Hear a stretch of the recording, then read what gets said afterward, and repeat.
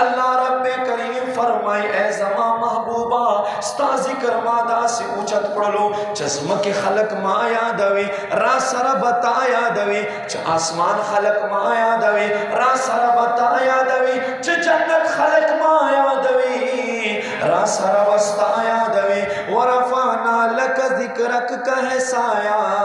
تجھ پر ورفعنا لک ذکرک کہے سایہ تجھ پر ذکر اونچا ہے اور بول ہے بالا تیرا یا رسول اللہ یا حبیب اللہ اللہ فرمائے اے زما محبوبہ دستا ذکر ما اوچت پڑھلو داسے میں اوچت پڑھلو چپ آزان کے زیا دے گم را سارا بتیا دے گے پا اقامت کے زیا دے گم را سارا بتیا دے گے پا موزد جنازہ کی چھ زیا دے گم را سارا بتیا دے گے او چپ موز کے پنزٹے مزیا دے گم اے زما محبوبہ را سارا بتیا دے گے چتر سو پورے اے زما حبیبہ ما سرائے دستا ذکر نوی کڑائے تینے یاد کڑائے آگا عبادت بہم کامل او اکمل نگر زیگی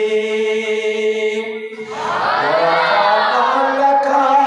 ذکرک کہے سایہ تجھ پر یا رسول اللہ یا حبیب اللہ ورفعنا لکا ذکرک کہے سایہ تجھ پر ذکر اونچا ہے اور بول ہے بالا تیرا یا رسول اللہ یا حبیب اللہ اللہ پل محبوب ذکر اچت سخلق وائی صحبہ سیرت نہ بیان ہوئی تاسو سشای نہ بیان ہوئی سیرت تا سیرت نہ بیان ہوئی حسنن مبودے سیرت باندے زپوئی کون یو زما وجود دے یو زما ناست دے یو زما گرز دل دی توجہ کے توجہ دیر قیمتی خبر در تکوم دیر قیمتی خبر یو زما وجود دے یو زما ناستا زما گرز دل تاسو تغاگدا کول تاسو قتل تاسو ما قتل دا زما وجود چھ دے دا اصل دے دا شای دے او زما دا ناستا زما دا گرز دل دا فرد دا فرد فرد پھر سے اب دا کسی خبر ہے خاجی اصل او فرق کے گورے فرق تے چیز دا ما دا وجود نوی تاسو نتا پوس کن چیز دا ما دا وجود نوی زما ناستا زما غگیدا زما گرزیدا دا بوی یو سڑے وی تا منم خستا پلار نمانم فلانے میوہ منم خدا دے ونا نمانم دک سڑی تا بسو ہے دک سڑی تا وہ بیوقوف ہے او خدای بندہ یو دے اللہ محبوب وجود دے اول با وجود بیانوے اول با دے وجود اگر برکات خلقو تخائے چھ برکات پا وجود باندے خبر شی محبوب لدے جسم عطار نہ خبر شی بیا با علد سیرت تا شوق پیدا کی گی چھ محبوب لذکر نہ دے خبر نوی محبوب محبت دے پسڑکی نوی محبوب لجسم محبوب لویختونا محبوب لمخ مبارکنا محبوب لولیل ظلفنا محبوب لغگیدانا دے خبر نوی دے بسنگی لسیرت نہ خبرے گی راشا مسلمان وورا اللہ محبوب خدا سے یو شان و مقام والدے یو صحابی رسول دے حضرت عطبہ بن فرقد رضی اللہ تعالیٰ عنہ خصائص قبراؤ گورا مدارج النبوہ گورا صحابی رسول دے اللہ دے دا سے خوشبوئی ورکڑے دا سے خوشبوئی ورکڑے چاہتا ہم چدے نس دے ورگئے اخ صحابی حضرت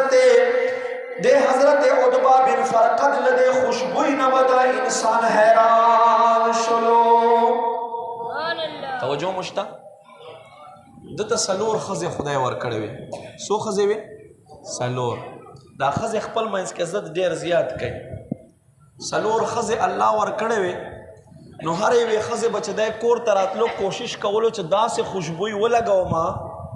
چ زمال دی خاون نہ خوشبوئی زیات وی چې له خاوند نه مې خوشبوئی زیاته وي داسې زه ځان سجاو کم او ښایسته ښکارېږم خوشبوئی مې پې ښایسته وي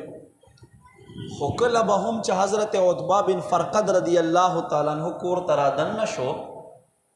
توجه وکړئ دا ګرځېدل دا ماته بلکل خوند نه راکوي تقریر ټول وزن خرابېږي چې کله به هم دی کور ته رادننه شو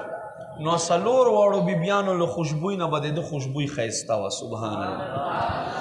یوه ورځ مسلمان رورا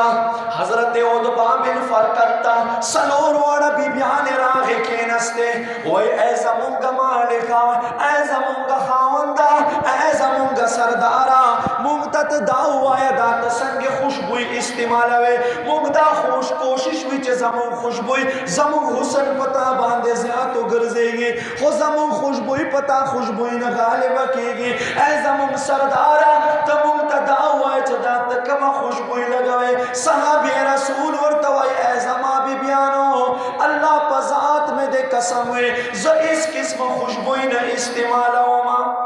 اس قسم خوشبوئی نه استعمال اس قسم پرفیوم نه استعمالوم عطر نه استعمال وای دا څنګه کېدای شي عطر نه استعمالوي او خوشبوئی د نه راخېږي بدن د معطر دی